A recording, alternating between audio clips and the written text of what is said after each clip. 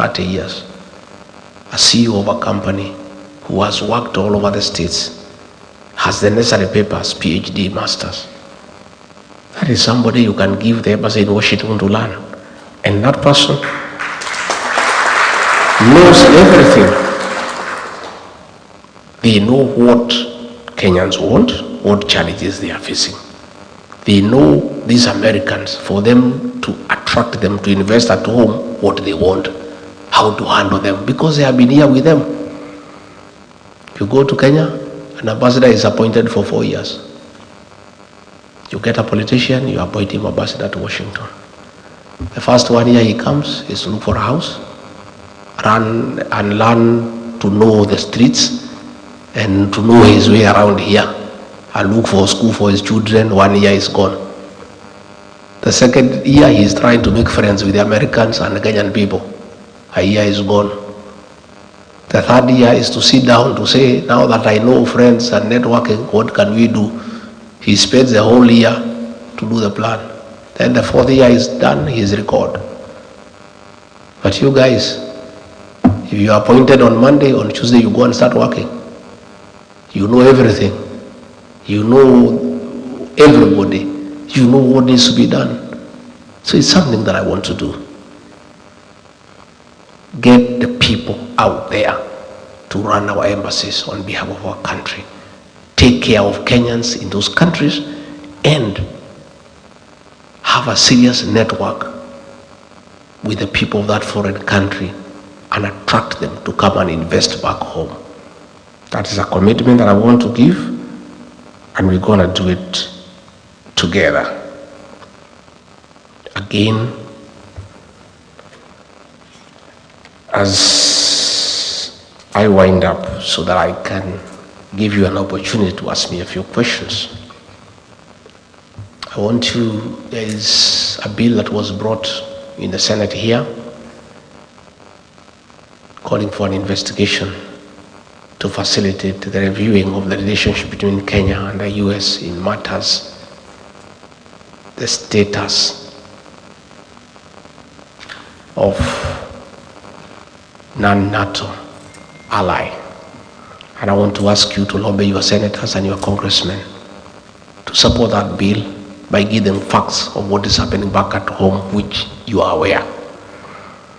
I've seen people back at home trying to blame me because of that matter that has been brought to the Senate. I did not bring it. I'm not a senator in the US. They are directed their anger at me. All manner of accusations. I did not bring the matter, but I support it because the issues that have been raised by the Americans is the issues that I raise every day. The issues of extrajudicial killings, abductions, the issue of interfering in Sudan by working with the terrorist group called RSAF, the issue of working with Alshabaab. Those issues were brought by the Americans. And all I said is that Kenyans should support by giving information to the legislators here to enable America hold William Ruto to account. And I did ask the Americans not to impose sanctions on Kenya because Kenya is innocent, but to apply sanctions against William Ruto as a person so that he can be brought to order. So I found a member of parliament from Mandera there in parliament making a lot of noise, saying that I'm against the people of Mandera. I have nothing against the people of Mandera, and he should not drag the people of Mandera into the challenges William Ruto is facing with the American people. Nowhere did anybody say that the people of Mandera have committed any crime against anybody. What we said is that the Americans are saying William Ruto met some bad people in Mandera. If you meet bad people in Mandera, it does not mean that the people of Mandera are party to the meeting that you had.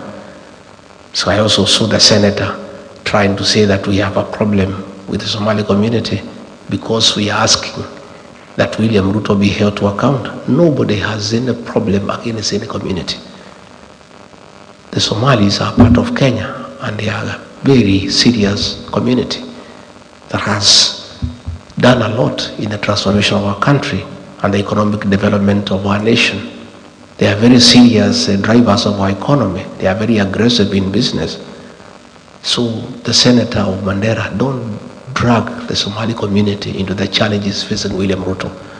It's William Ruto who is being told to account by the Americans for his activities with the terrorist organizations. The people of Mandera, the Somali community, are innocent and have nothing to do with it. And by the way, I want to tell the politicians there in northern Kenya, if you want to defend William Ruto, defend him. But don't try to create a wedge between us and the Somali community, because we have nothing against them. They are part of Kenya, and they too are telling us they are suffering just like the rest of Kenyans. And doesn't mean because Aden Ware is eating, the Somali community are eating. They are also complaining of marginalization. They are complaining of bad economic times. In fact, the Somali community, more than any other, has really borne the brunt of extrajudicial killings and forced disappearances for a long time. So let nobody try to create a wedge between those opposed to William Ruto and communities. Let William Ruto answer the Americans for what he has done and what he has not done. I saw the Minister for Interior saying that we should be asked to help in investigations in this matter. We cannot help in any investigations because the Kenya government has not initiated any investigations against William Ruto. The people who have initiated investigations is the American Senate. So if there is need for us to help in investigations, we'll help the American Senate, not the Kenya government, because the Kenya government has not initiated any investigation. Number two, the Kenyan government cannot investigate William Ruto because those policemen work under him. And all the things he is doing of killing people and abducting people, he is doing with the very police. So there is nobody stupid enough to go and report William Ruto to the Kenyan police. Nothing will be done against it. So whoever sees, please don't sell fear to us. You know we cannot buy. In any case, it is the same CS who said that when 5 chiefs were abducted by Alshabaab, he said that they will go into negotiation with the Alshabaab to have them released. How can you negotiate with people you do not know? And since they were released after negotiations, the CS Interior knows much more than anybody else on who are the leaders of Al-Shabaab, because he said publicly that he'll initiate negotiations for the release of the 5 chiefs who were abducted. The 5 chiefs were released after successful negotiations with the Al-Shabaab. So the CS Interior knows whom he negotiated with. So if he wants information as who are the leaders of Al-Shabaab, he is in a better position to tell the people of Kenya and the world and the Americans, because he has already had business with them that has been successful.